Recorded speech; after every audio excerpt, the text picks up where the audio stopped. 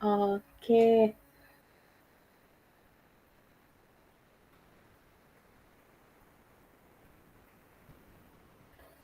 Assalamualaikum, selamat siang kakak-kakak semua. Waalaikumsalam warahmatullahi wabarakatuh. Warahmatullahi wabarakatuh. Kayak mana siang ini, sehat kakak-kakak? Alhamdulillah. Sehat ya. Udah makan siang semua, tinggal tidurnya lagi. Abis Zoom. Oke. Sebelum kita memulai tatap maya kita di 1.5, modul 1.5, kuatkan pemahaman. Sebelum kita masuk, boleh dipimpin doa dulu dengan salah satu kakak-kakak. Silahkan.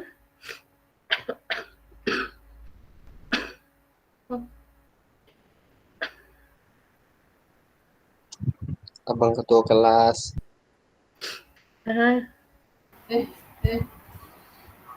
Siapa ketua kelas kemarin? Abang Saya. Baiklah, rekan-rekan semua. Sebelum kita memulai pembelajaran kita pada siang hari ini, marilah kita berdoa agar apa nanti yang kita pelajari hari ini bisa diberi manfaat untuk kita semua. Berdoa, dimulai.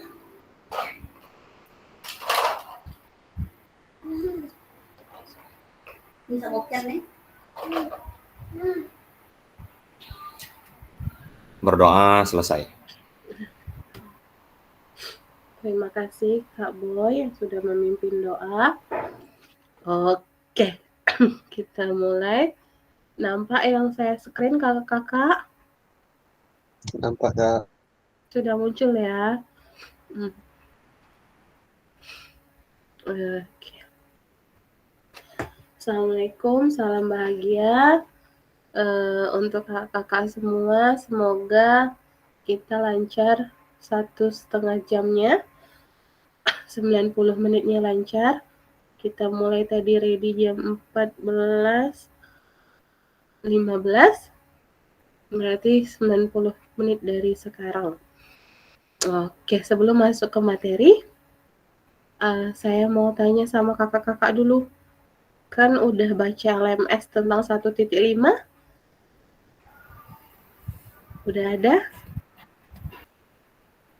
Tentang Dikit-dikit, Kak. Alhamdulillah, jadilah dikit. Jadi tentang kurikulum ya kakak-kakak.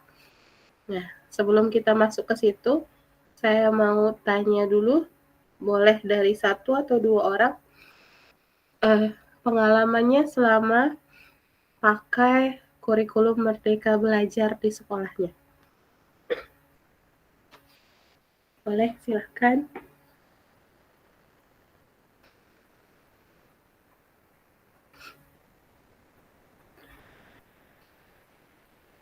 Yang mau cerita dulu bagaimana pakai kurikulum Merdeka Belajarnya,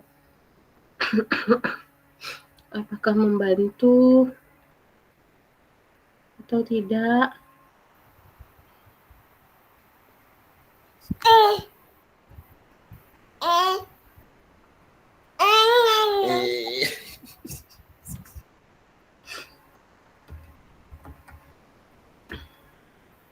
Ayo Al, duluan Al.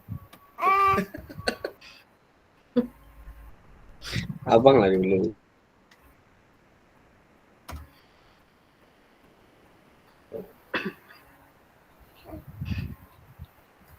Saya duluan ya.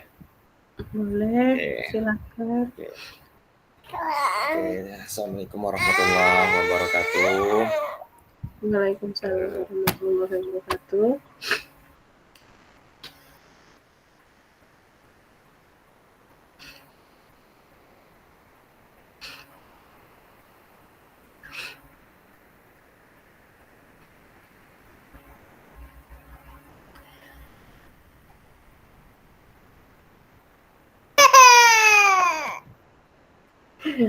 Al, duluan lah kakak Al.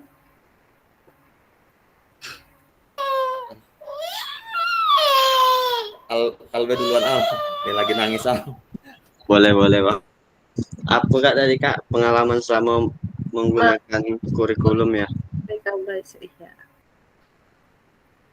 Kalau saya Kak yang saya rasakan bedanya dengan K13 kemarin saat memakai kurikulum Merdeka ini siswa itu lebih aktif Kak, lebih bisa mengeluarkan apa kemampuannya dan juga kita tuh sebagai guru juga lebih tahu apa yang diinginkan oleh siswa, pembelajaran seperti apa yang mereka mau, dikarenakan di kurikulum Merdeka ini kan mengedepankan kita itu justru sebagai fasilitator, bukan lagi sebagai pusat perhatian siswa tersebut Kak. Oh, itu bedanya ya Al ya. Terima kasih jawaban Al. Boleh yang lain menambahkan? Boleh Kak Putra boleh, Kak Yones juga boleh, Kak Mona juga boleh, silahkan. Kak Nini.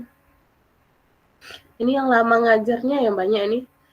Banyak pakai KTSP, kurikulum Merdeka, K13.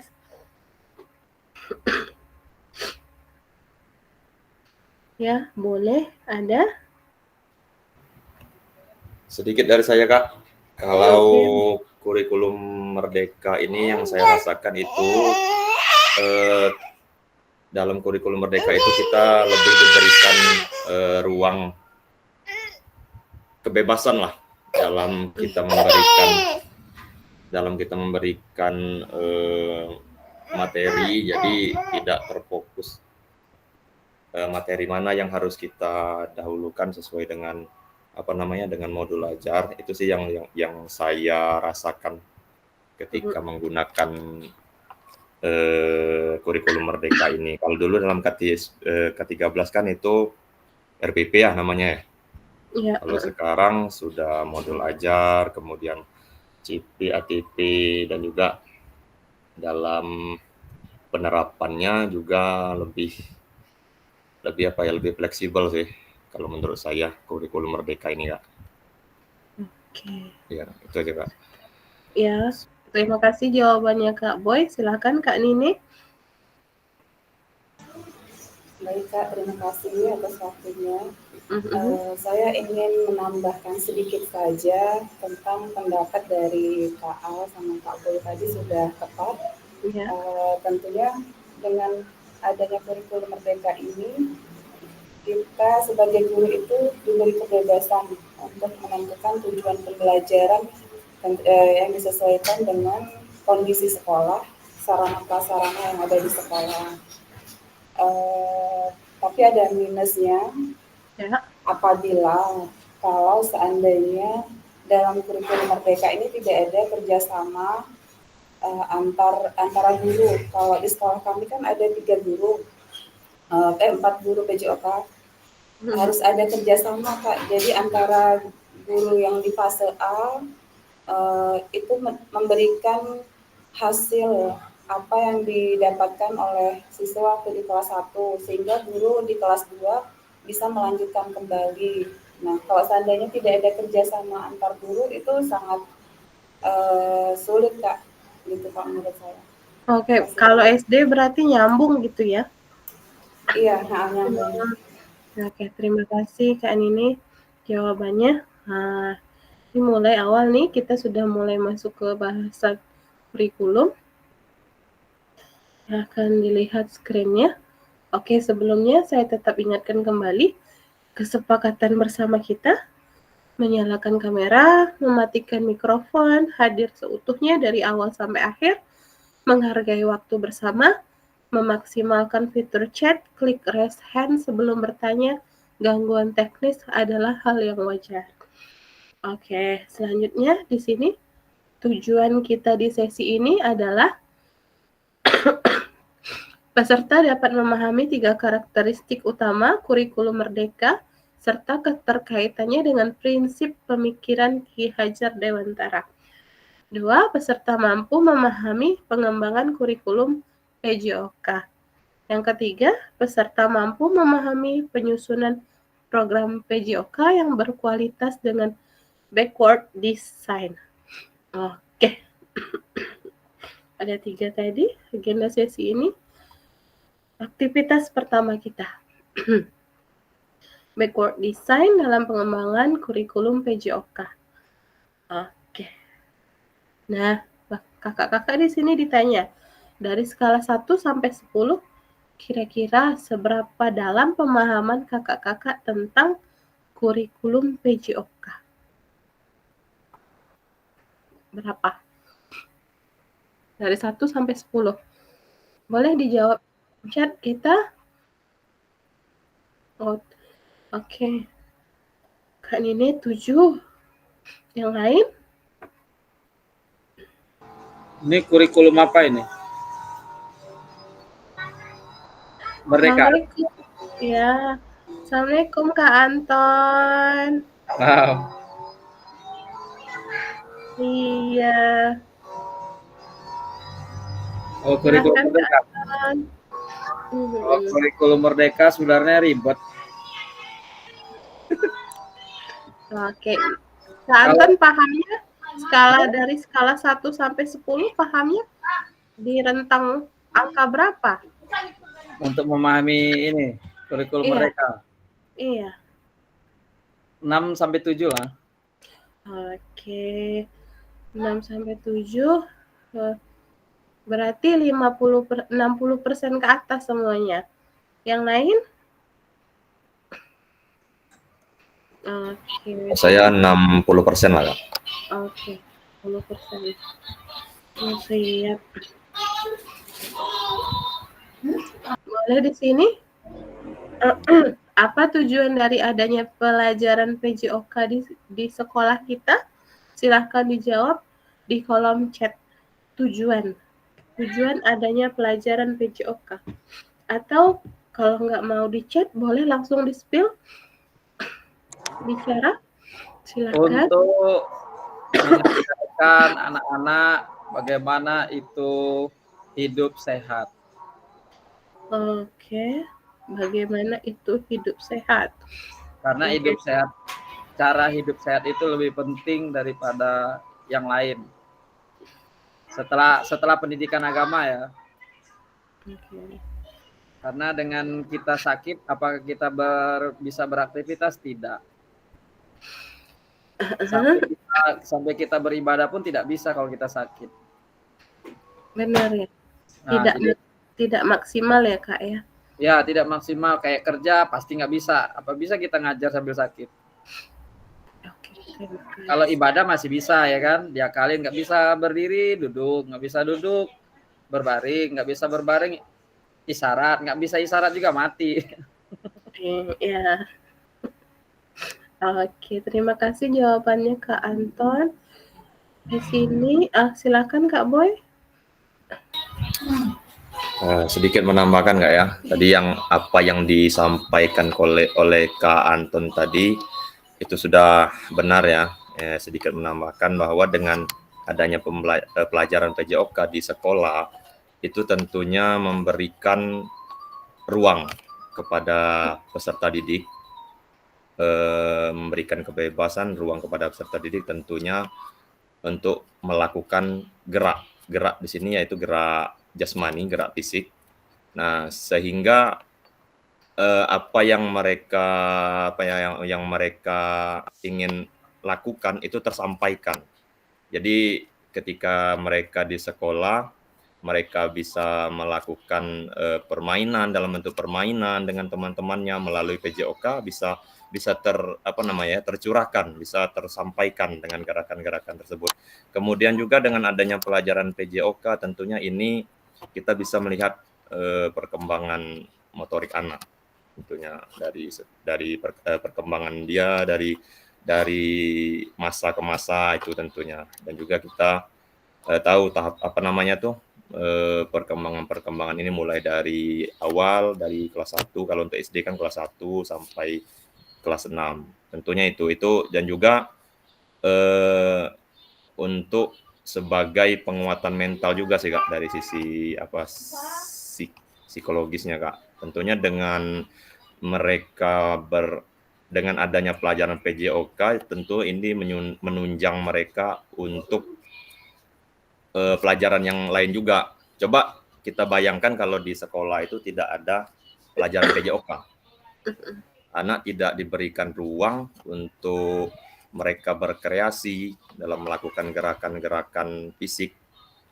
Saya rasa anak stres juga ya, nggak ada PJOK di sekolah gitu. Dapat kita bayangkan gitu kan, seperti itu. Nah, mungkin seperti itu sedikit Kak dari tambahan dari saya Kak. Oke, terima kasih Kak Boy. Ayo silakan Kak Putra. Oke, baik Kak, terima kasih. Ya. Sedikit saja Kak, saya menambahkan apa yang sudah dijawab oleh Kak Boy tadi itu udah benar sekali, udah tepat. Sedikit saya tambahkan, dengan adanya pelajaran PJOK di sekolah, ya, itu salah satu membuat aktivitas dan tubuh siswa menjadi lebih sehat. Dan intinya kita selain membuat siswa menjadi lebih bugar dan sehat untuk mengikuti kegiatan dia sehari-hari, kita juga tahu minat dan bakat siswa di bidang olahraga dan terus kita kembangkan untuk menjadikan siswa-siswa kita untuk menjadi atlet atau yang berprestasi lah di sekolah tempat kita. Mungkin itu aja Kak, terima kasih. Oke, terima kasih Kak Putra jawabannya. Ini yang cewek-cewek, mana kakak-kakak yang cewek? Di kolom chat ya? Di kolom chat. Oke, Kak Nini udah, Kak Mona. Bella. Mana Kak Bella nih? Kak. Ya Kak. Iya. Lagi. Oke Kak Yones angkat tangannya, silakan Kak Yones. Wow. Bismillahirrahmanirrahim. Tujuan adanya pembelajaran olahraga di sekolah, yang pertama itu untuk pengembangan fisik Kak. Di mana dalam perkembangan fisik itu yang terbentuk adalah kebugaran, pertumbuhan, dan kesehatan. Kemudian perkembangan kognitif, di mana di dalam pembelajaran PJOK itu ada yang namanya pemecahan masalah dan pengambilan keputusan. Itu biasanya dalam permainan tim seperti bola kaki dan lain-lain. Kemudian pengembangan sosial dan emosional. Ya, seperti di dalam pembelajaran PJOK itu ada kerjasama, komunikasi, disiplin, sportivitas, dan manajemen diri. Kemudian pengembangan karakter atau pembentukan karakter. Dalam pembelajaran PJOK itu ada pembentukan karakter seperti karakter percaya diri, kepemimpinan, dan kreativitas. Itu aja Kak dari saya Kak. Oke, terima kasih Kak Yones, jawabannya mantap. Ikutnya semuanya tuh. Kak Bella tadi ya, ada apa Kak Bella?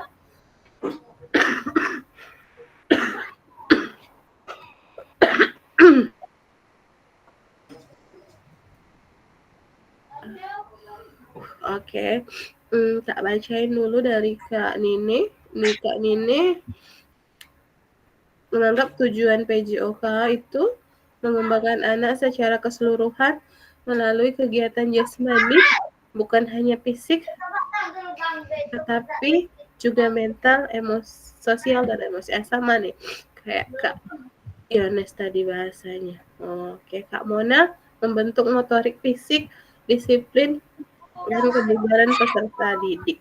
Terima kasih kakak-kakak jawabannya. Pokoknya include-nya semuanya yang kakak-kakak chat di grup atau yang kakak langsung paparkan itu intinya sama. Kita melakukan pembelajaran PJOK itu tujuannya untuk anak kita supaya sehat, bugar, tidak bosan di dalam kelas saja.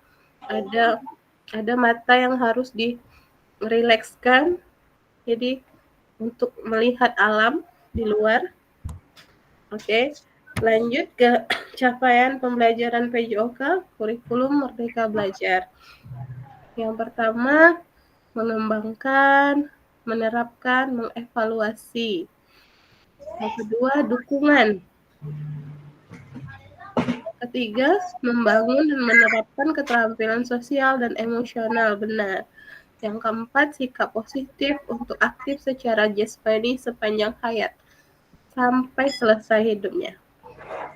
Oke, mari kita diskusi sesuai pertanyaan pada slide berikutnya. Nah, ini dia. Bisa dibaca kakak-kakak? Terlepas dari kurikulum apapun, apakah selama ini kakak-kakak sudah memahami dengan baik tujuan mata pelajaran dan menjadikannya sebagai acuan? Yang tadi nih, dalam konteks kurikulum merdeka, apakah tujuan-tujuan ini bisa dicapai? Bisa nggak dicapai?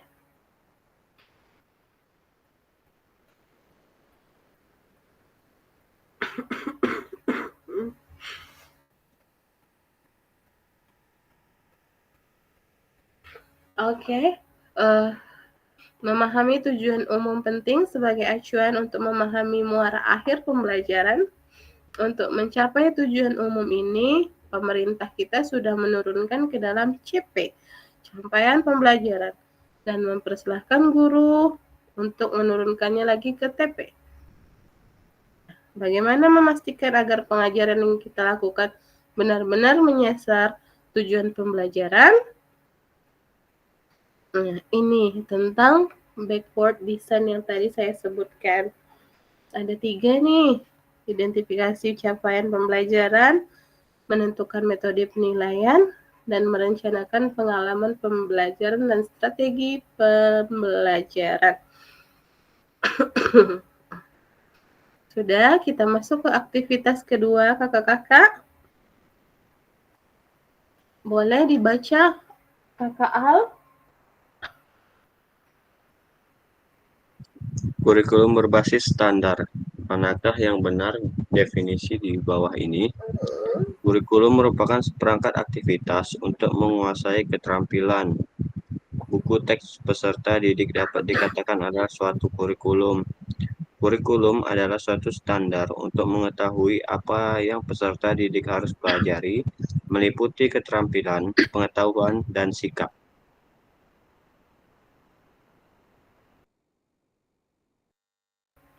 Terima kasih Kak Al.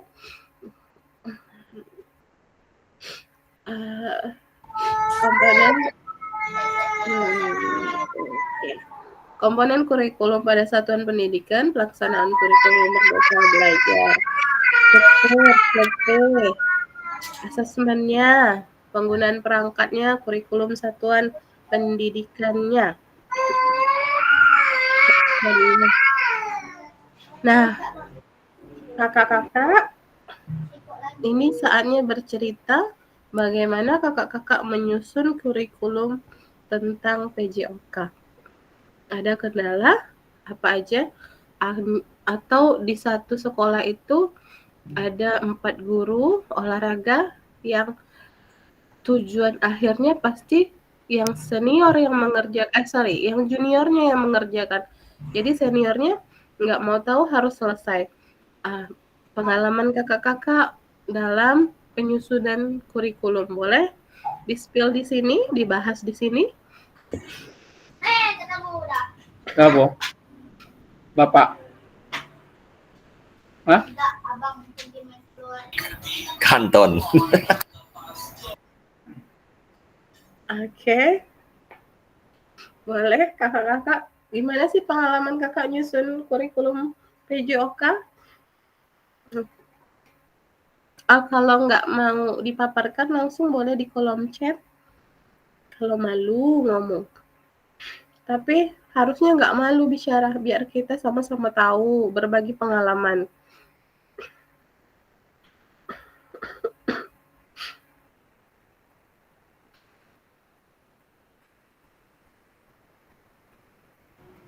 Si Boy pernah nyusun kurikulum dah?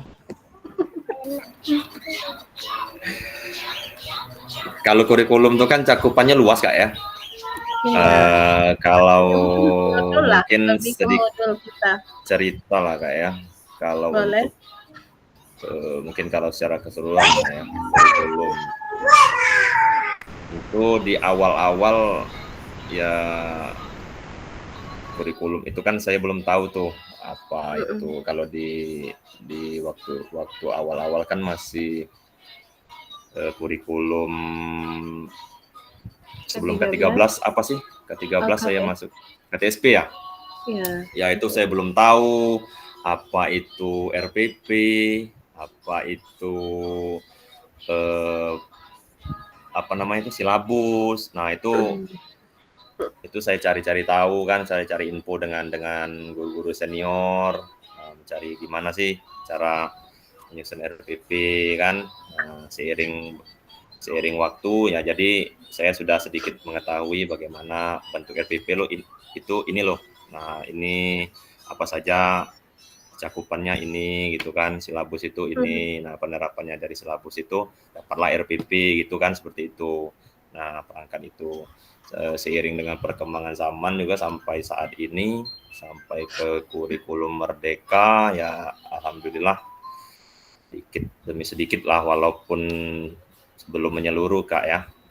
Ya sedikit demi sedikit ya, sedikit memahami lah tentang kurikulum yang ada saat ini, walaupun mungkin secara keseluruhan belum begitu memahami sih kan ya, tapi sedikit demi sedikit lah Kak, seperti itu Kak.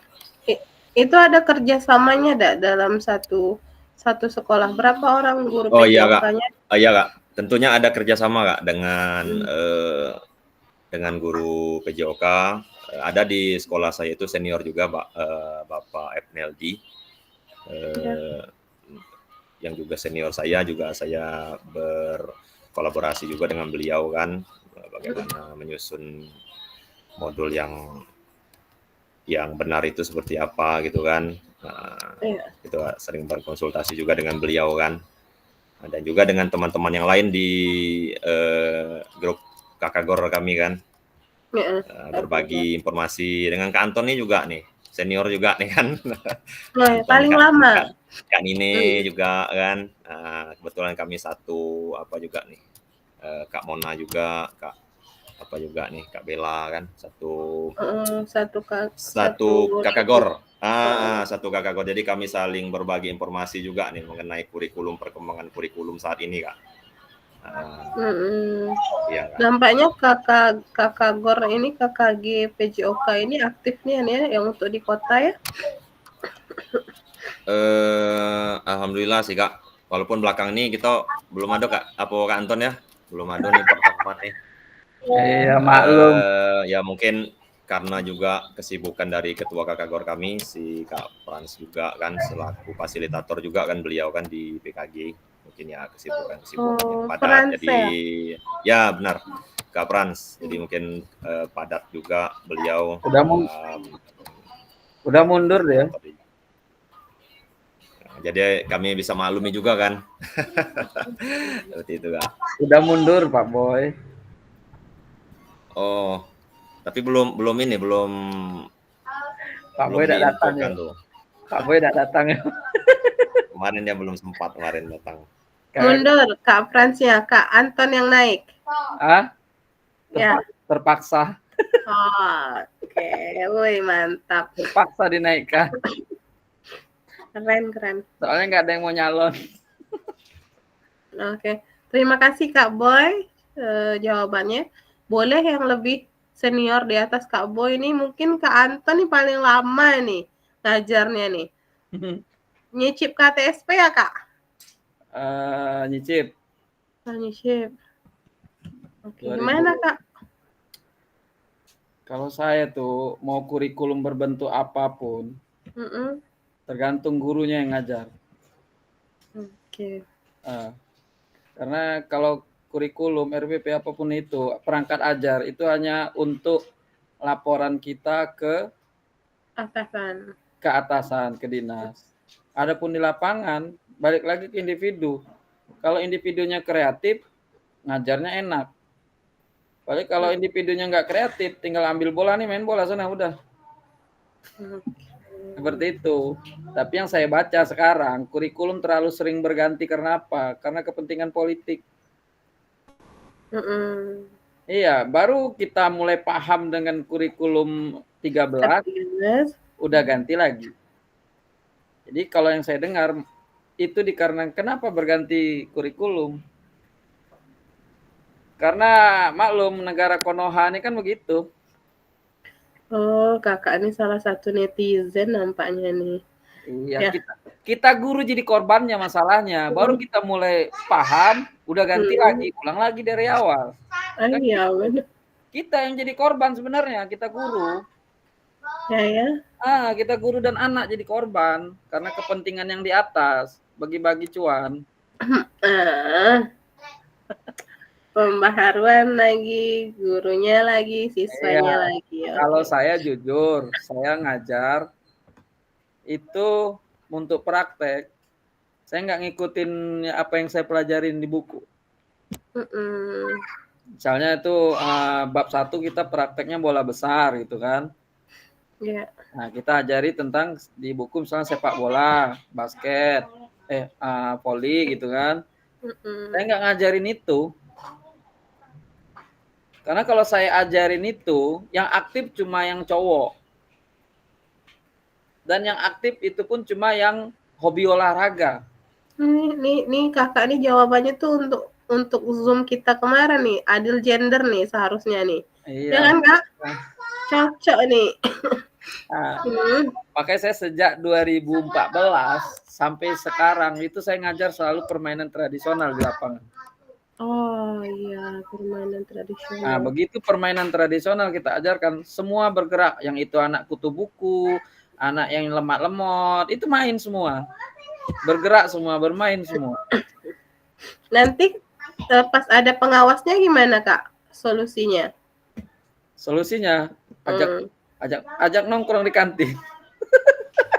Tinggal kasih kopi Pak Anton ya.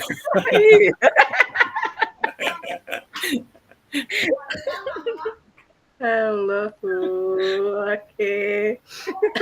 Terima kasih. Berarti Kak Antoni ngajar SD ya Kak ya? Sama itulah intinya SD itu yang penting anak bergerak. Karena kalau di luar negeri, contoh di Jepang, anak SD itu nggak diajarkan dengan pelajaran. Enggak. Mereka diajarkan fokus untuk bergerak, kreativitas. Nggak ada kayak kita dibebanin udah pelajaran PPKN, pelajaran ini, pelajaran itu, ya kan? Hanya di Indonesia, makanya kayaknya IKM ini menjurus ke sana. Karena apa? Berdasarkan minat dan bakat. Ya kan? Udah mulai menuju ke sana. Tapi kalau anak ditanya mana minat dan bakat mereka, ya pada lari ke PJOK semua, bisa-bisa 80%. Solusinya apa tuh Kak Anton? Kira-kira Kak Anton? Kalau untuk di Indonesia, kalau tadi kan Kak Anton tadi kan berbicara kalau di Jepang kan seperti itu. Kalau menurut Kak Anton, kurikulum di Indonesia ini sebaiknya seperti apa lah Kak Anton? Sebaiknya ya itu. Ya sebenarnya kita mencontoh negara yang sudah maju lah masalah pembelajarannya kan. Cuma kita nggak bisa ngikut di situ, Boy. Karena apa? Ya maklum negara kita nih politiknya terlalu kuat. Berganti pemimpin, berganti pula kurikulumnya ya Kak ya. Nah, itu, ya. Begitu ganti menteri, ganti lagi kurikulum. Karena apa? Ini kira-kira direkam nggak nih? Ntar sampai pusat lagi. Iya direkam pasti, kan sudah direcord. Waduh. Iya. Kan sama orang TGP, sama Ibu Menteri Menden nih. Wah, kacau ini dipanggil nanti nih. Makanya kan ya. Kacau. Ya kan berbagi itu kan pandangan kita kan boleh saja kan mengajukan pendapat pandangan kita kan bukan kita menyudutkan ini kan pemerintah tetapi mungkin kita bagaimana menurut kita pandang kita masing-masing lah dengan kurikulum ini seperti apa gitu kan. Ya, yang saya dengar dulu kenapa sering berganti kurikulum karena kan di situ begitu ganti kurikulum kita berganti buku. Nah, udah stop ya, nggak usah lanjut. Iya, oke terima kasih Kak Boy jawabannya. Boleh Kak Nine? Kak Nine boleh silahkan.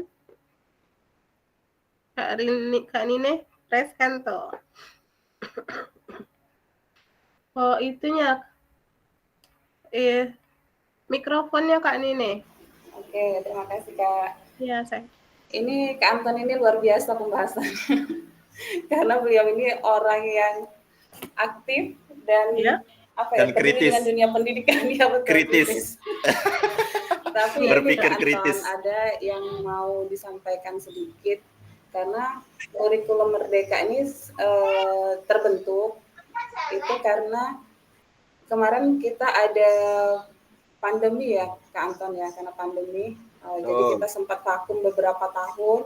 Jadi untuk mengejar keterlambatan dunia pendidikan kita, maka diadakan kurikulum Merdeka.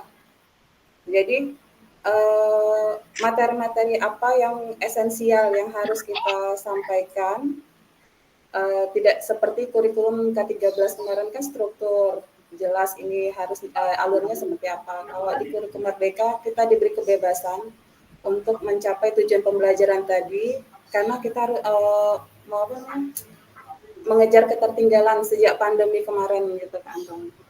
Itu aja sih Kak, bisa saya tambahkan sedikit. Terima kasih Kak.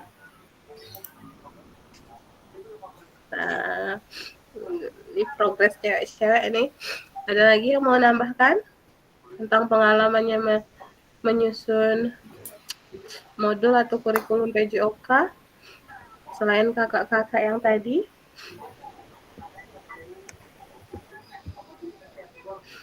Kalau saya sendiri, saya masuk ngajar di tahun 2013 di SMA.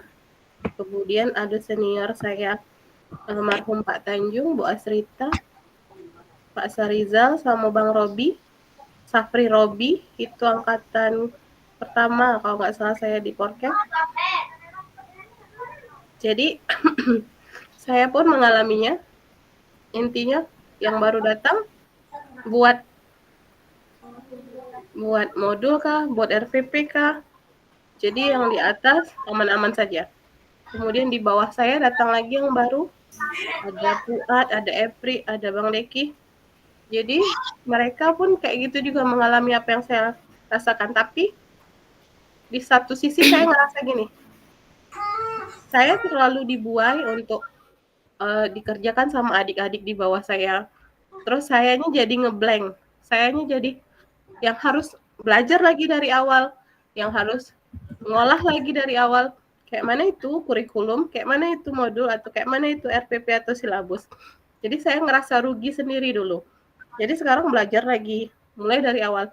Biarpun adik-adik di bawah saya ngomong kayak gitu, biarlah kami Kak yang ngerjainnya, biarlah kami yang buatnya Kak. Tapi kalau kita terus ditimang kayak gitu, kita ngerasa, ya orang tuh sering ngolah, orang tuh sering baca, terus kita dapat apa kayak gitu. Nah, kita harus ngapain nih?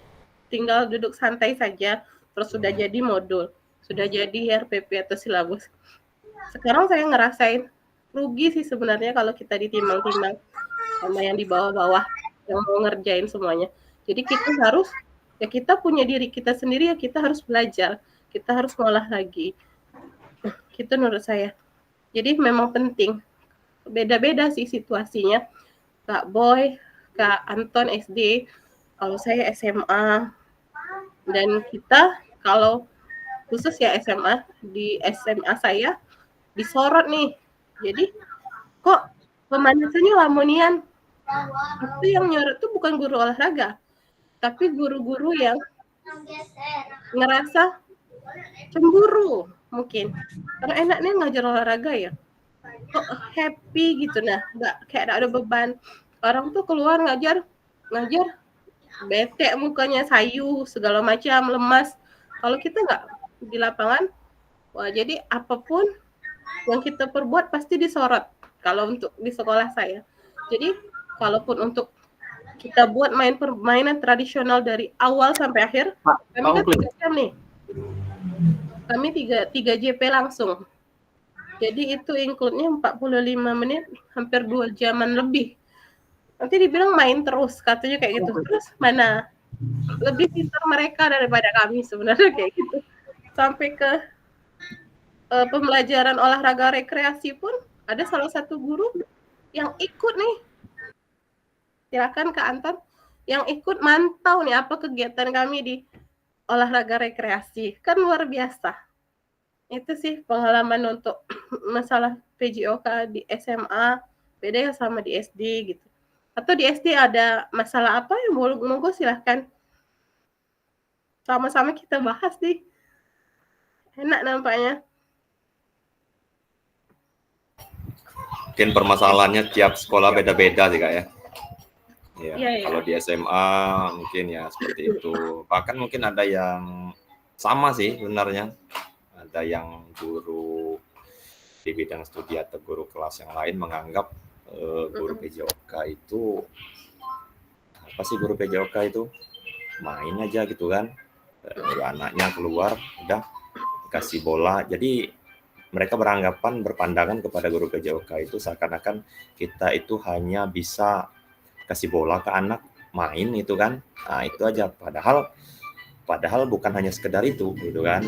Bagaimana kita dengan peserta didik itu cara kita, pendekatan kita dalam pengembangan karakter mereka itu kan berperan juga kita sebagai guru PJOK gitu kan. Iya. Perkembangan motoriknya gitu kan, mentalnya tentu kalau itu kan mendukung untuk pembelajaran yang lain.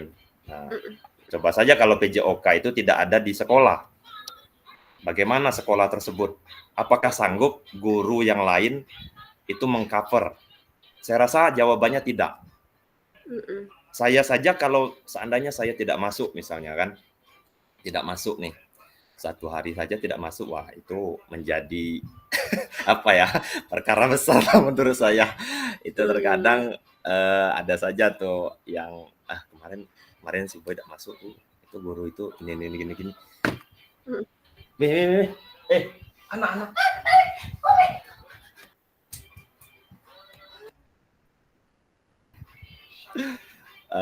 Bisa jadi bahan gosip juga ya kadang-kadang kan. Iya, Nggak benar. masuk sehari, waduh nggak masuk nih.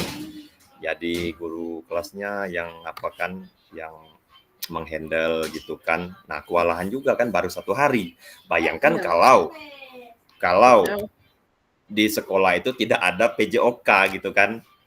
Kalau di sekolah saya itu, waduh itu kalau 1 hari aja nggak ada saya sehari, itu anak-anak kemarin kemana Pak Boy tidak masuk itu kan, kami tidak olahraga itu kan. Yang anak kelas lain itu olahraga, kami tidak olahraga, bapak kemana gitu kan. Nah itu memang seperti itulah adanya kalau saya di sekolah saya gitu Kak. Situasinya seperti itu. Oke. Saking pengennya anak tuh olahraga nanya ya. Iya Kak. Kalau sehari saja itu tidak olahraga, wah itu anak-anak bertanya itu kan, kok bapak tidak ada masuk kemarin, kemana Pak, kami tidak olahraga padahal kami sudah nungguin gitu kan. Nah, sudah pakai gini sudah siap. Iya. Mantap, kayak gitu permasalahan. Kalau Kak Nini tadi ngomongnya tentang nilai ya Kak ya. Nilai juga ada sih sebenarnya pengaruhnya. Nanti disorot. Saya pernah dipanggil sama staf kurikulum di SMA. Ini kenapa nilainya bisa 98? Apakah anak ini atlet? Katanya kayak gitu. Nah, ditanya kayak gitu saya, apakah atlet kok bisa dapat, sedangkan atlet B tidak dapat 98. Jadi saya bingung mau nerangin sama orang yang lebih tua. Dibilang mereka tidak paham, pasti mereka paham. Penilaian kan banyak ya. Kakak-kakak kita di PJOK ada 3 ya. Praktek, terus pengetahuan, sama etika. Ada 3 penilaian kita. Jadi nggak bisa. Sebelum saya bicara lagi, ada nggak pernah kakak-kakak ngasih nilai sampai 98 untuk siswanya? Ya, silahkan Kak Yones. Pernah Kak ngasih anak 98. Aman Dan itu saja Kak. Sering dirubah dewek Kak kalau nilainya tuh. Oh, tiba-tiba ya. Karena pertimbangan guru kelas itu biasanya Ya. anak-anak yang nilai tinggi itu biasanya anak-anaknya anak-anak yang aktif dan dia di dalam kelas itu tidak bisa diatur. Tapi kalau di lapangan dia bagus. Iya. Nah, jadi disitulah kadang ada. Kalau sekarang Kak, saya lebih Dilema. kalau ngambil lebih ke pengetahuan. Dilema Kak Yones ya. Ya. Jadi kalau saya ngambil nilai dari pengetahuan itu pasti sinkron dengan guru kelas. Tapi kalau saya ngambil nilainya pengetahuan sama praktek saya bagi nanti itu tidak ketemu tuh sama wali kelas, pasti beda. Oh, beda. Pasti anak yang tadinya pintar di kelas itu kadang nilai olahraganya agak rendah. Nah, itu sering terjadi tuh, Kak. Oke. Realitanya seperti itu Kak Yones ya. Nah, realitanya seperti itu. Saya rasa bukan di tempat Kak Yones saja. Bahkan Iya, kalau benar. di sekolah saya itu rapor belum dikasih, itu nilainya sudah keluar. Ayo. Seringnya tuh Kamu, Mas. Ya, itu apa ya? Nilai kadang. Sama-sama cukup kita yang tahu aja ya sebenarnya. Kak Nini nyari, Situ. Kak Nini nanya nih, kira-kira solusinya gimana kata Kak Nini gitu. Ada yang punya solusi? Gini. Kalau IKM ini gimana? Oh, Kalau IKM yang saya kasih nilai kemarin kan kalau waktu K13 kan terpisah tuh nilai teori dan praktek. Kalau sekarang kan IKM jadi satu. Satu kah? Iya, yang di pengisian di rapor itu kan jadi satu dia. Nah, yang jadi permasalahan nilai anak ini praktek bagus-bagus loh. Pas pengetahuan? Bahkan saya kasih 99. Iya, 99. Paling rendah paling 80 atau 85. Tapi begitu di rapor nggak segitu. Kenapa? Kan kita ngambil nilai teori. Benar. Nah, di teori ini yang rendah nilai anak-anak. Dari satu kelas itu, teori yang tinggi itu nggak nyampe 5 jari. Yang di atas nilainya 75. Di atas 70. Selebihnya di bawah 70. Bahkan kayak kami pakai buku pendamping nih. Dari bab 1 sampai bab 4 atau bab 5, itu nilai di Ponten 16, 25, 35, di atas 70 tuh 5 jari ini nggak lebih. Jadi balik-balik lagi ke? Nah itu tadi begitu sampai ujian semester teorinya segitu juga nilainya nggak ini. Jadi kan akhirnya gara-gara nilai teorinya jelek, jadi nilai prakteknya tadi jadi turun karena digabung. Jadi rapornya jadi jelek. Nah makanya saya bilang, menurut saya hebat apapun kurikulum, tapi kalau orang tua nggak peduli dengan anak di rumah, sama aja bohong.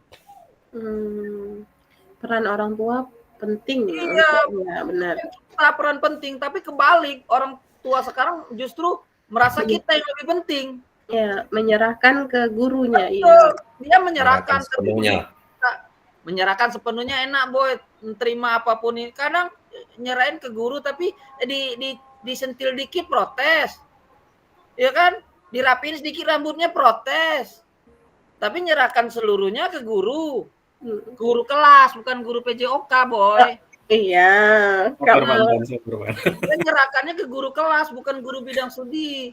Jadi orang tua sekarang untuk SD, yang namanya orang tua di sekolah tuh hanya guru kelas, wali kelas. Bukan kita bidang studi, kita guru bapak tiri, ibu tiri gitu. Saya paling sering dilaporin oleh murid. Keren, terkenal. Ya terkenal jelek. Sampai ke dinas coba. Tapi dinas nggak pernah manggil saya. Wah iya. Makanya saya udah jenuh jadi guru tuh gara-gara itu tuh. Kita berkorban demi anak, biar ini anak nih pinter gitu loh. Ya kan? Rajin gitu loh, nggak malas. Tapi begitu kita ngambil sikap sedikit agak disiplin, orang tua nggak terima. Makanya kalau saya sekarang di kelas, saya bilang sama anak, mana yang hobi jadi tukang ngadu-ngadu, dikit-dikit ngadu sama orang tua, apa yang ada di kelas ngadu ya kan. Nah, saya jawab baik-baik setiap awal pembelajaran, awal semester. Setiap waktu kita perjanjian nih, siapa yang hobi ngadu angkat tangan. Saya gitu. Dia angkat tangannya. Ya nggak mau. Tapi saya bilang, yang hobi ngadu silakan angkat tangan. Saya jadiin raja dan ratu di kelas. Jadi mau dia mau bikin PR kek, mau olahraga kek, mau enggak kek, terserah. Oke. Nilai jangan takut. Saya kasih nilai bagus. Oke. Karena anak yang hobi ngadu kayak gitu, kita nggak akan aman. Oke, Cowboy. Jadi kepala sekolah aja, ayo. Atau pengawas. Lagi Ya, kosong makanya nih. saya jadi pengawas aja. Jadi kepala sekolah juga resiko. Kepala sekolah resiko. Enggak kok. Coba aja. Enggak apa, dikejar LSM terus. Tergantung, Kak. Tergantung. Tergantung pinter ngolah.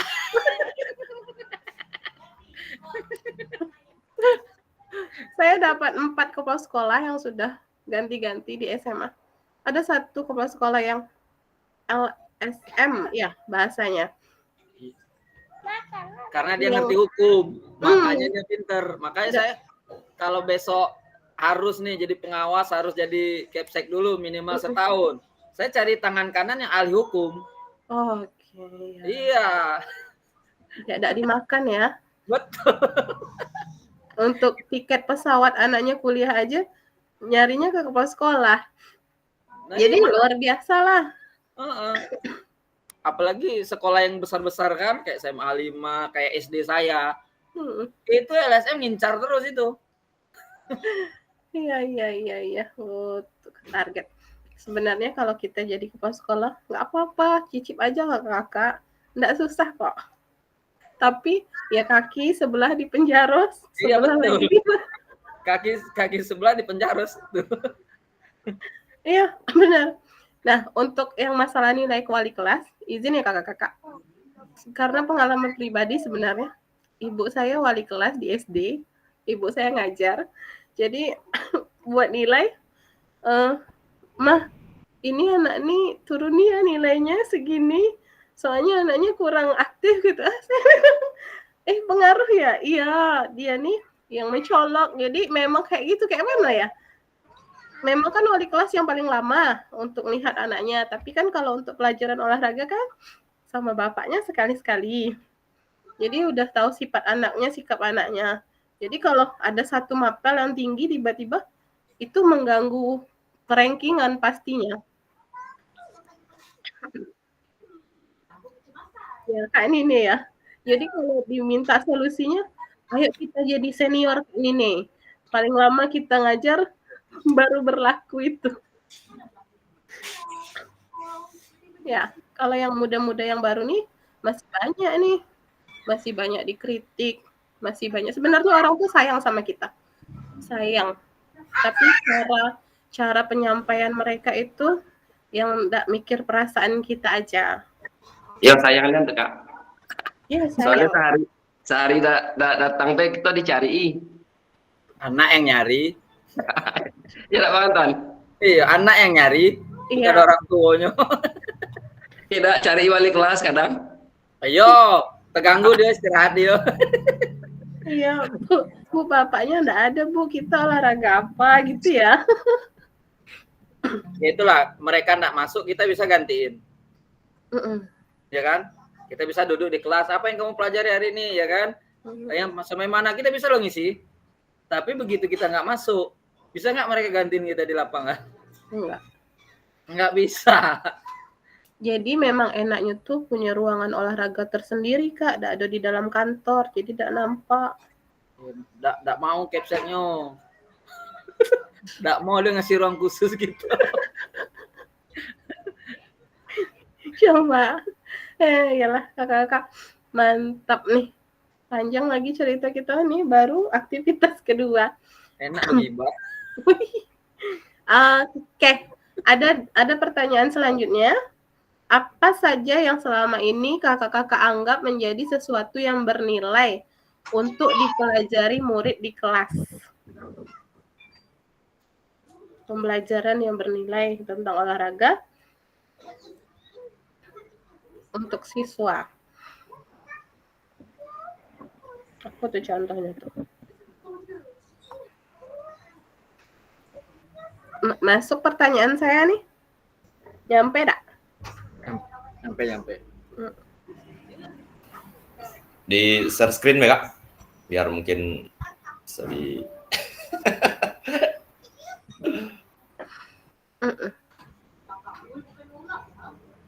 Yang bernilai. Cara hidup sehat. Oke, tentang cara hidup sehat. Iya. Yang lain? Motorik, Kak. Tentang motorik. Oke, tentang gerak. Terus bisa dijabarkan Al, geraknya maksudnya kemana geraknya? Kalau untuk kelas 1 atau kelas rendah, Kak, mungkin gerak jalan, gerak berlari atau melompat. Karena kan pada masa atau umur-umur segitu mereka itu masih perkembangan, Kak. Jadi mungkin pelajaran PJOK ini juga bisa sebagai sarana latihan mereka untuk jalan, lari, dan juga melompat, Kak. Di mana, Al? Di rumah apa di sekolah? Sekarang? Enggak, di rumah apa di sekolah? Sekolah. Ya, enggak, yang untuk anak itu, untuk dipelajari motoriknya itu di rumah apa di sekolah? Di sekolah lah, Pak. Oh, di sekolah. Kira di rumah. Kalau gerak yang itu beda lagi, Pak. Kalau di rumah. Kalau di rumah anak bergeraknya cuma bagian jari, jempol dan telunjuk. Senam jari namanya. Ya, Jempol dan telunjuk dia bergeraknya. Main game, oke. Kalau Kak Nini, tentunya kebugaran, kata Kak Nini. Perilaku hidup sehat tuh paling penting, oke. Jiwa sikap, kalau banyak tentang ini ya Kak Boy, silahkan. Kalau saya Kak, yang bernilai itu di sekolah saya itu bagaimana siswa itu muncul rasa percaya dirinya Kak. Contoh sederhananya saja, dengan mereka mempelajari PJOK ini, contoh mereka itu timbul rasa percaya dirinya untuk misalnya menjadi pemimpin senam Kak.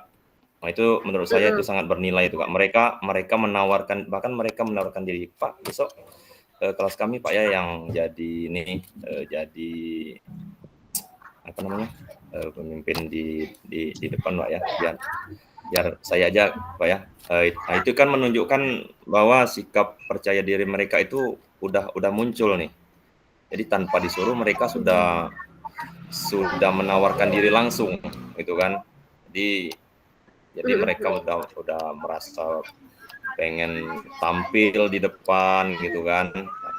Mereka berani gitu kan mengekspresikan diri mereka di depan teman-temannya gitu kan tanpa kita suruh gitu kan.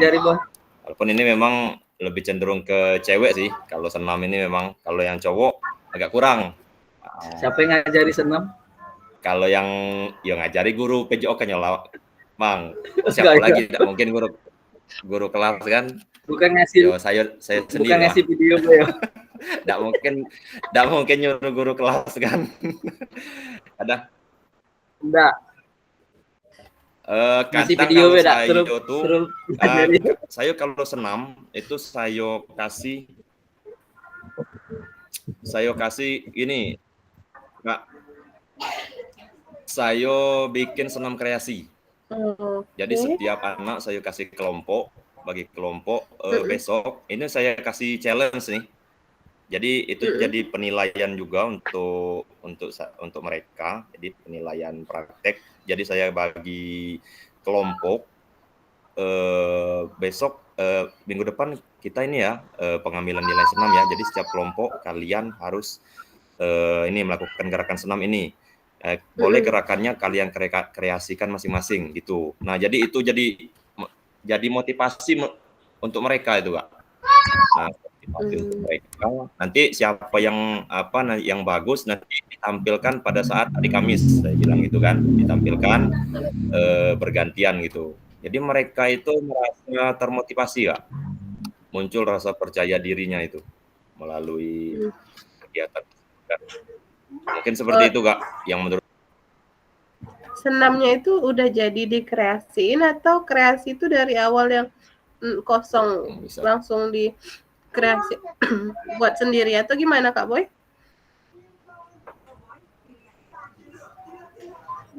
Mic-nya Kak Boy?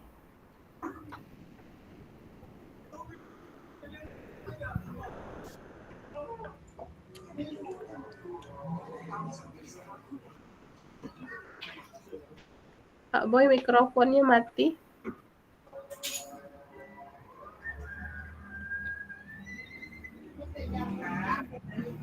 Oke, udah hidup. Ya. Halo, Kak. Ya Kak, jadi yang dikreasikan itu hanya gerakannya Kak. Kalau untuk musiknya kita tentukan kan durasinya ya paling 3 sampai 4 menit gitu kan. Nah, anak-anak bisa mengkreasikan mereka gerakannya masing-masing seperti itu Kak. Misalnya setiap satu hari Kamis senamnya sama.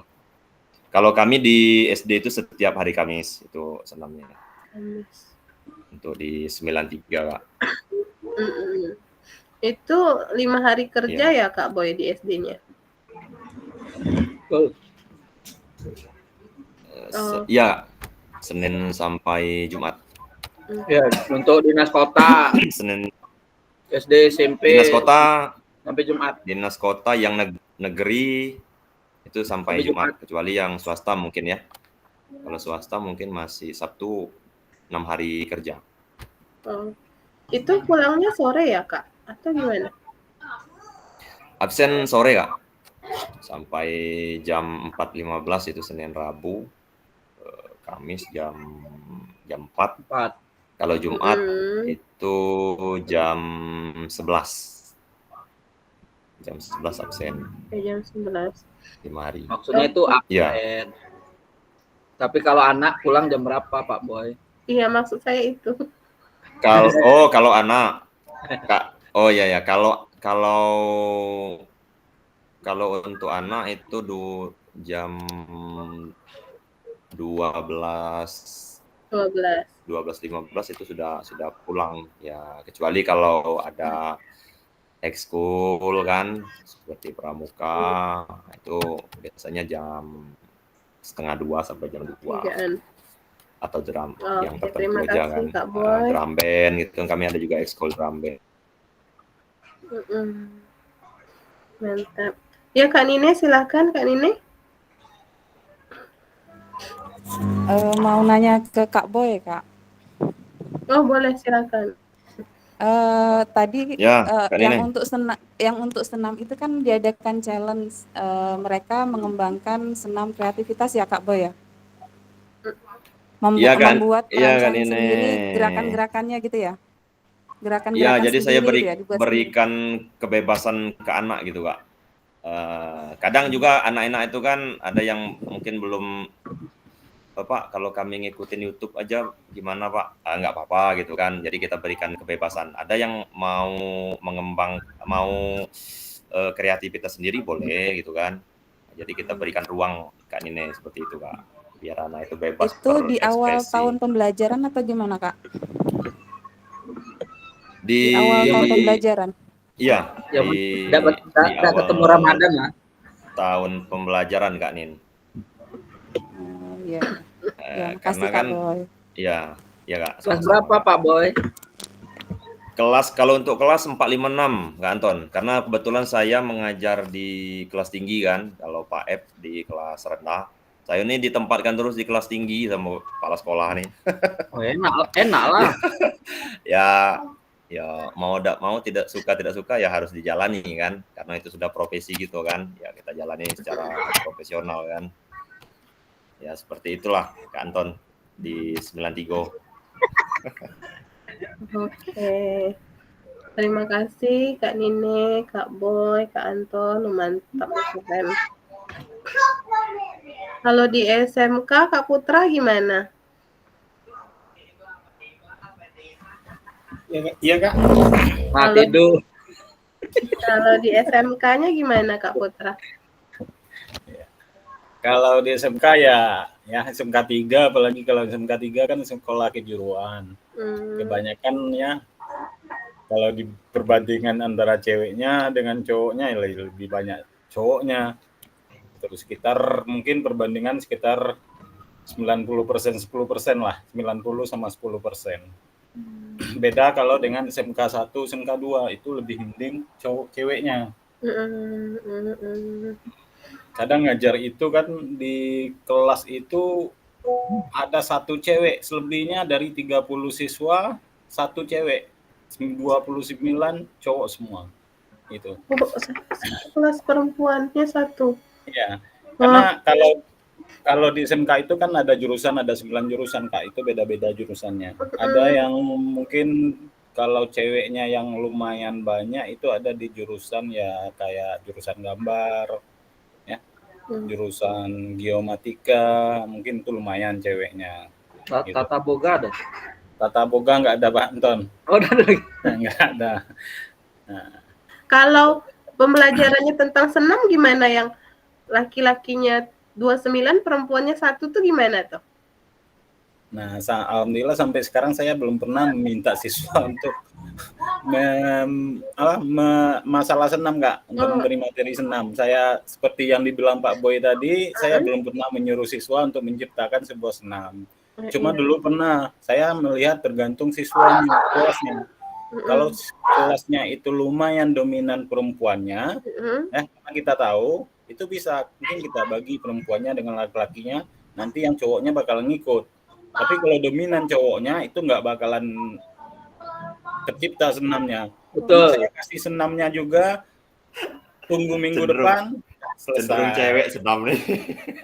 Betul. Pernah sekali gitu. Cowok dia nggak payah senam nih memang. Iya. Nah, jadi harus dilihat kelas-kelasnya mana dulu kalau masalah senam Kak. Oke. PR nih untuk Kak Putra, Tatap Maya besok pimpin senam kita ya. Ya. Terima kasih jawabannya Kak Putra. Masuk ke sini lagi kita. Ada pertanyaan tentang bagaimana cara kita mengintegrasikan. Nah, bagaimana Bapak Ibu akan mengintegrasikan itu semua ke dalam pengembangan kurikulum MAPEL PJOK yang sekarang berlaku.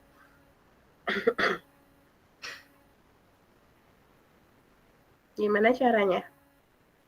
Gimana cara Kak Boy tadi kan tentang bagaimana cara mengintegrasikan ke dalam pengembangan kurikulum PJOK-nya.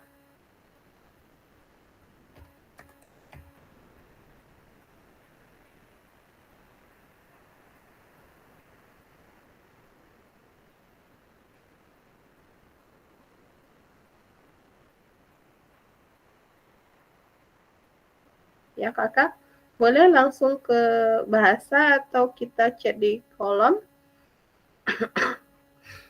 Kalau Kak Mona kan tentang disiplin dan kerjasama, cara mengintegrasikannya ke proses pengembangannya gimana? Kalau Kak Yeni tadi tentang ketika siswa dapat memahami pembelajaran kita, apa yang kita sampaikan orang tuh masuk. Apa yang kita sampaikan orang tuh paham.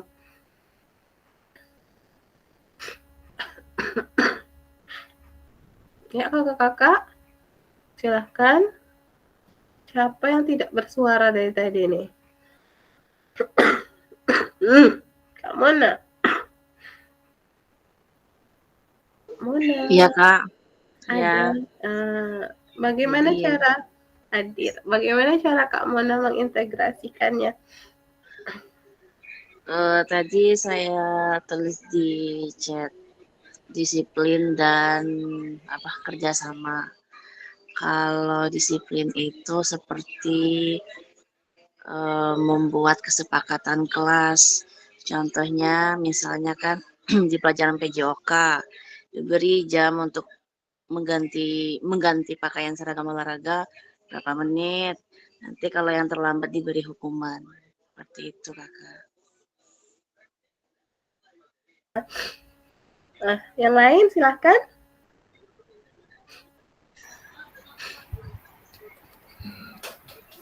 Kakak yang lain. Kak Eni masih aman?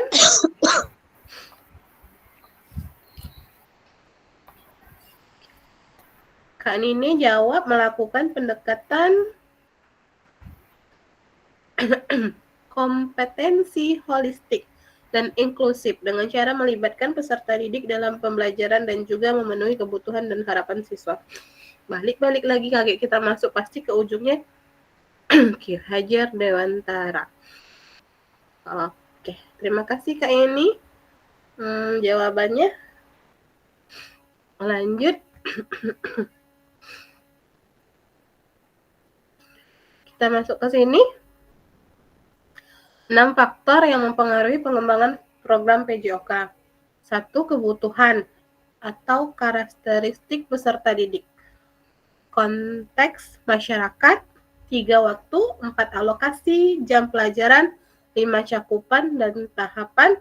Yang terakhir teknologi ya. Kita masuk ke aktivitas 3. Semoga terkejar. 20 menit lagi.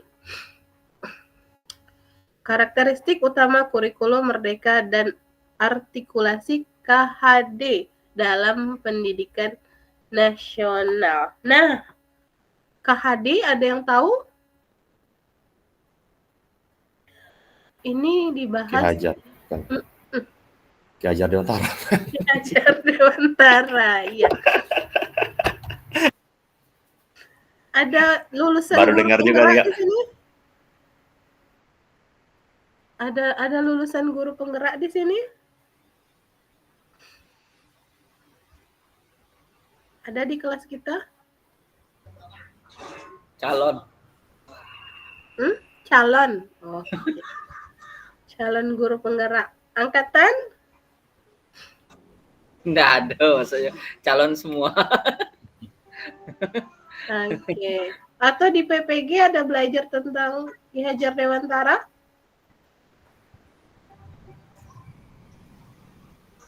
Ayo yang PPG. Belum Ayo. ketemu, Kak. Belum, Kak. Belum ya? Geni lagi PPG nih. Iya, lagi pada PPG itu Pak Boy. PPG kan?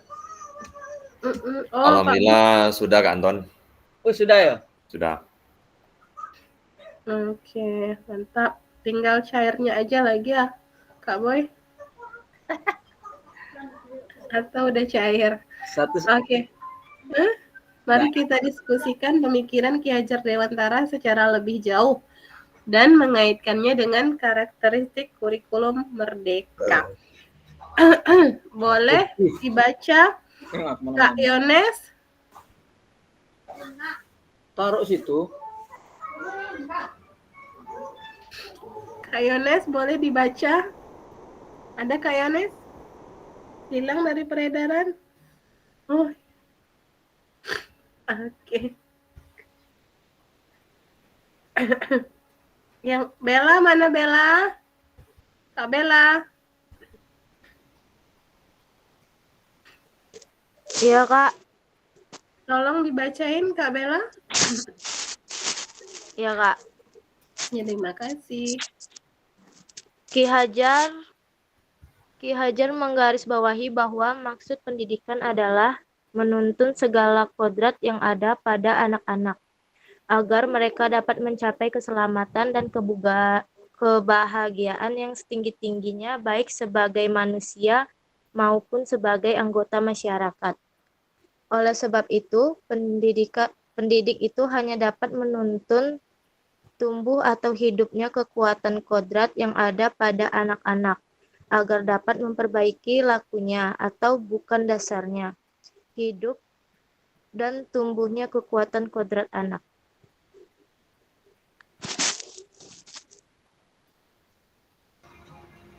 Terima kasih Kak Bella bantuannya.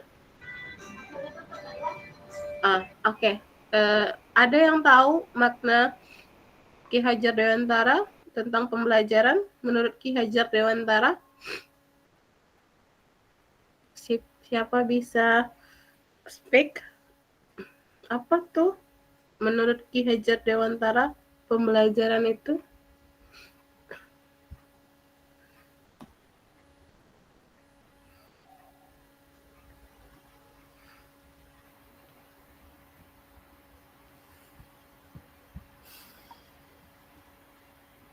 Ada yang tahu? Mika, boleh?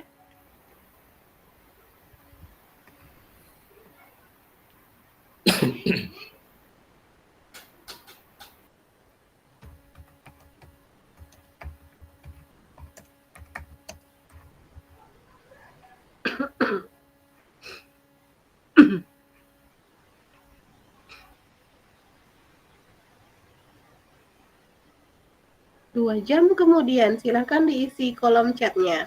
Menurut Ki Hajar Dewantara, proses pembelajaran itu seperti apa? Atau bisa langsung speak di sini. Memanusiakan manusia, katakan ini. Ya. Mas, Ya. Ini ada lagi yang lain?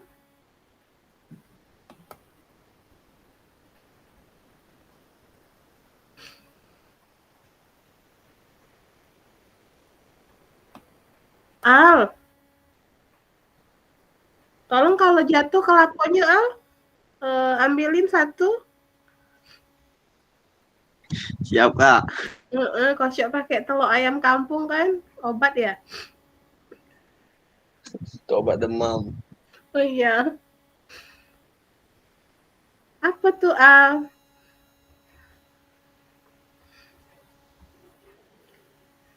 Menurut Ki Hajar Dewantara, bagaimana cara kita sebagai guru berperilaku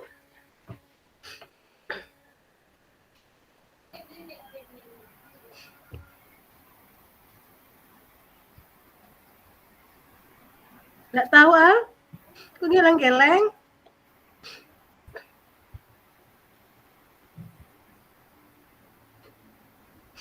Bingung. Bingung. Oh, jadi menurut Ki Hajar Dewantara itu proses pembelajaran itu adalah bingung. Bukan, Kak. Kami yang bingung. Oh. Jadi udah. Oke.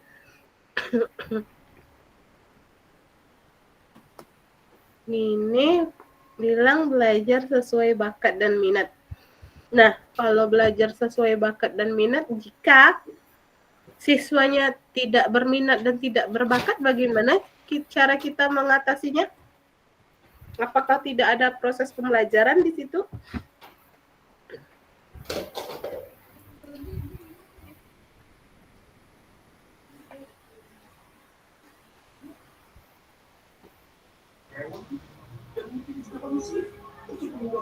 Saya menunggu jawaban dari kakak-kakak sekalian.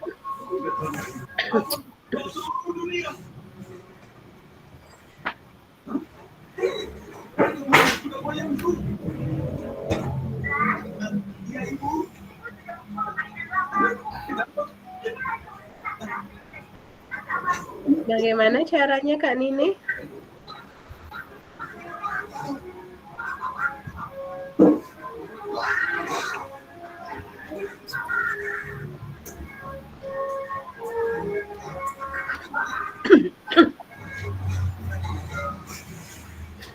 Apa Kak? Kak Anton. Apa tuh Kak Anton odong-odong ya? Ada suara ada suara odong-odong ya? Oh ya, anak nonton. Oke. Oke. Nah, kita berada di tentang sesi.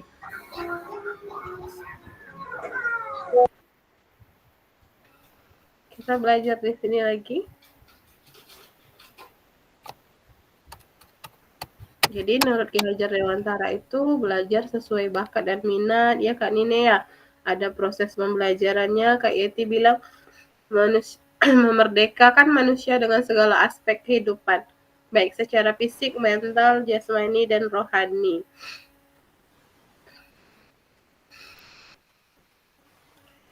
Pada akhir sesi kita. Oke, kita sudah masuk ke sesi terakhir. Peserta dapat memahami 3 karakter utama kurikulum merdeka serta keterkaitannya dengan prinsip pemikiran Ki Hajar Dewantara. Sudah nih, boleh di checklist? Sudah paham? Paham ya? Mudah-mudahan Paham apa enggak? Insya Allah. Amin. Enggak paham Kak, nanti dipelajari lagi kan. Ya. Oh iya. Ya Pak Anton, nanti perlahan-lahan kita pelajari ke depan Iya. lagi kan. Kalau setelah offline tuh aman lah.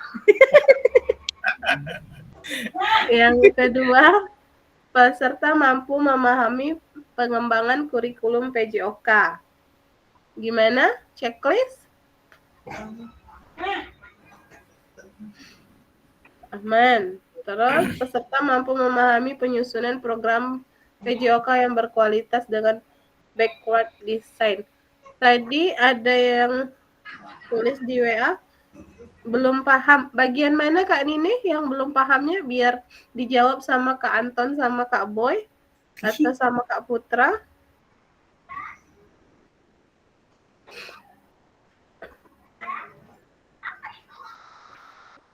Kak Nini.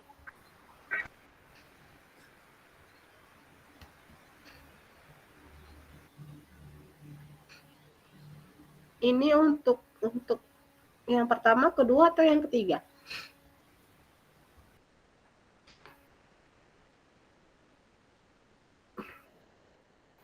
Ini baru dengar sih Kak istilahnya sini.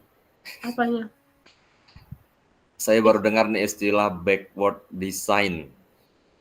Tapi saya cari di Google itu pendekatan ada backward design atau desain mundur adalah pendekatan dalam perancangan kurikulum, mata pelajaran atau kelas yang berfokus pada tujuan pengajaran. Mungkin nanti saya cari-cari informasi dulu kan. Di LMS ya Kak? Di LMS ya Kak. Di LMS. Apa itu penyusunan program dengan backward design. Tugasnya bagaimana nih? Aman semua atau saya udah lama nggak buka nih tugasnya? Lagi penyusunan kerangka berpikir. Oke, Kak Anton gimana tugasnya Kak Anton? Alhamdulillah. Sudah di 1.1 atau 1.4? Ada yang 1.1 apa ya? Belum saya kumpul tapi kok itu udah centang. Alhamdulillah baik dia. Pokoknya saya ingatkan kembali, target kakak-kakak itu checklist hijau. Dan ada tugasnya, jangan sampai lewat waktu tenggatnya. Bukan nggak boleh dikumpul, tapi nanti beda penilaiannya. Oke? Tapi ada ini yang kelewat, udah nggak bisa diisi lagi. Yang mana tuh? Yang mana ya? Di chat aja di WA kita ya kakak-kakak. Nah, yang 1.1 di 2 refleksi framework dan model-model refleksi. Itu udah checklist, tapi saya belum ngumpulin tugas. Itu gimana? Kumpul pas tatap muka Pak Anton. Nah, berarti terima kasih banyak ini. Sering-sering baik kayak gini. Itu langsung dari aplikasi LMS-nya. Kalau dibuka mungkin centang ya. Tapi kalau untuk penilaian beda lagi. Gitu ya. Iya. Aduh, ngapain ngomong tadi? Nanti kan di spill ke kakak-kakak tuh. Untuk yang bagian tugas yang mana aja, yang modul 1, 1.1, yang mana yang dapat nilai, sama yang refleksi yang kakak-kakak kerjakan. antar peserta. Beda-beda. Jadi ini bukan akhir modul 1. Modul 1 ini 1.6 terakhir tatap maya kita. Selanjutnya minggu depan berapa hari, Kak?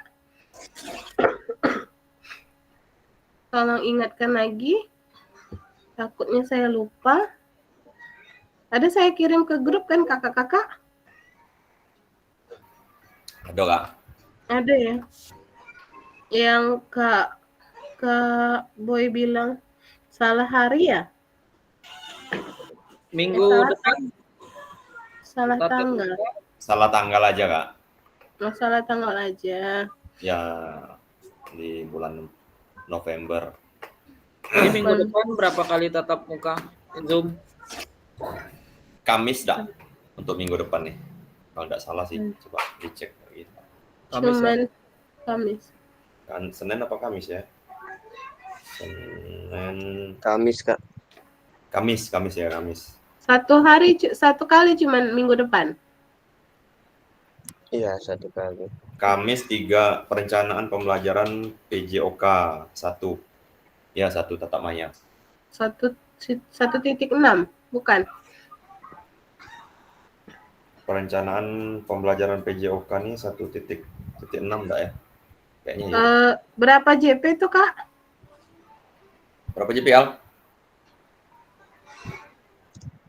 Berapa? Kayak mana nih JP Bang? Di apa? Di LMS ada tuh.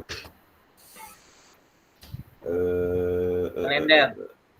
Di kalender paling atas.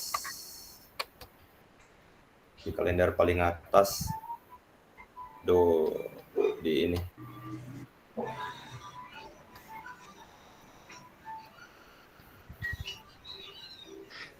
Informasi pengumuman.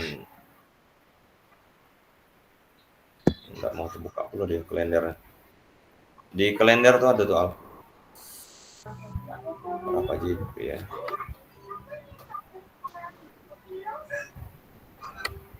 Kalender kami putih kalau Bang, libur kayaknya.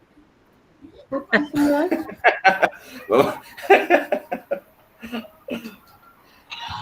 Libur. Libur ya? Putih semua. Nanti kayak Kak di spill Kak berapa JP, nggak mau terbuka dulu nih. Oke, siap. Nah, kita tutup dulu pembahasan kita di 1.5 ini. Semoga yang lain paham. Kak Nini nanti kita bahas di grup WA aja jika masih ada kendala. Saya lupa tadi di awal nggak ada yang ngingatin nih. Nggak ada yang perempuan kah tadi? Kita belum ada sesi fotonya. Sesi foto. Ya. Lengkap. Sesi foto. Tolong Kak Bella buka kamera, Kak Mona, Kak Nini, biar semuanya Kinclong. Biar semuanya di foto, dapat foto semuanya. Yap. Yang belum terbuka Kak Bagus. Yeni dari awal. Yeni, mana Yeni? Yeni masih BPG nih Yeni nih. Udah pasang dulu jilbabnya. Yap. Harus ada 2 pose. Yang awal Anton, sama yang akhir. Anton pasang jilbab Anton. Pose pertama dari ketua kelas. Silahkan. Ini aja. Gini aja. Oke, siap. 1, 2, 3. Oke. Pose kedua. Udah kayak gitu. Siapa wakilnya Kak Boy kemarin? Nggak ada. Pak Men. Pak Men. Gimana? Kak Men. Pak Men, gimana posenya Kak Men? Ini gimana nih Pak Anton? Takutnya nanti tahun sekarang dulu nih Bingung kita. Bos ya salam. Oh iya. Nanti malah Salam olahraga Salah, we. salah Pak Boy tadi nomor 1 tadi itu. Oi, Oke, salam olahraga. Salam olahraga. Oke. Siap. 1, 2, 3. Oke. Luar biasa. Terima kasih kakak-kakak semua. Kok hari ini saya ngerasa banyak nih yang ngobrol ya. Banyak nih yang daripada tatap maya-maya sebelumnya. Tetap kayak gini ya kakak-kakak. Banyak Tetap gibah. curahan hati ya. Ungkapan Sesuai ya. hati-hati. Oke, silakan pimpin doanya dulu sebelum saya tutup recordnya. Al. Ayo Pak Al. Siapa nih yang mimpin doa? Oh, ini seksi agama ya? Oke. Baiklah, sebelum kita mengakhiri pembelajaran tata maya pada hari ini, ada baiknya kita berdoa agar selalu diberi kelancaran di setiap sesinya. Amin. Dan juga apa yang kita pelajarin hari ini menjadi berkah untuk kita dalam mengajar, dan juga semoga ilmu ini juga berguna untuk kita ke depannya. Berdoa dimulai.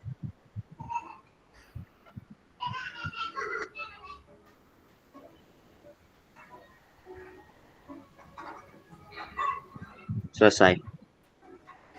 Oke. Terima kasih. Izin saya matiin dulu recordnya kakak-kakak sebentar. Semoga waktu kita cukup. Tadi kita mulai jam berapa? Jam 14. 15 ya? Iya, sekitar itulah. Kalau 90 menit berapa Kak Anton? Aduh, 15, 3:15. Pas. Pas. Pas. Bismillah, semoga